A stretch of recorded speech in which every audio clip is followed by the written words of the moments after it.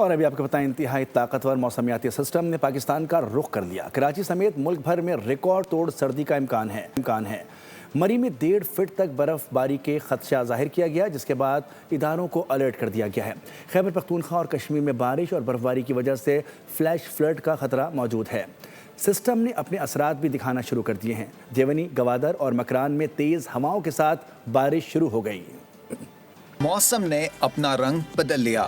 Siberia کی ہوائیں پاکستان کو ٹھنڈا ٹھار کرنے پہنچ گئیں۔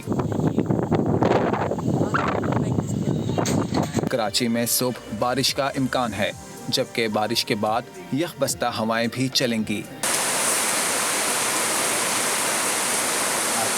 درجہ حرارت سنگل ڈیجٹ میں جا سکتا ہے۔ بلوچستان کے بیشتر اضلاع میں بھی آج سے بارش اور برف باری کا امکان ہے۔ ساحلی علاقوں میں بارش جاری ہے۔ مری میں اگلے 2 روز تک شدید برف باری کا امکان ہے۔ 18 انچ سے زائد برف باری کی پیشگوئی کے بعد متعلقہ اداروں کو ہائی الرٹ کر دیا گیا۔ خیبر پختونخوا اور کشمیر میں بارش اور برف باری کی وجہ سے فلیش فلڈ کا خطرہ پیدا ہو گیا۔ فیڈرل فلڈ کمیشن نے سوات، چترال، دیر، مالاکنڈ اور مانسہرہ سمیت متعدد اضلاع کے لیے بھی الرٹ جاری کیا ہے۔ مغرب سے آنے والا یہ سسٹم 24 جنوری تک جاری رہے گا۔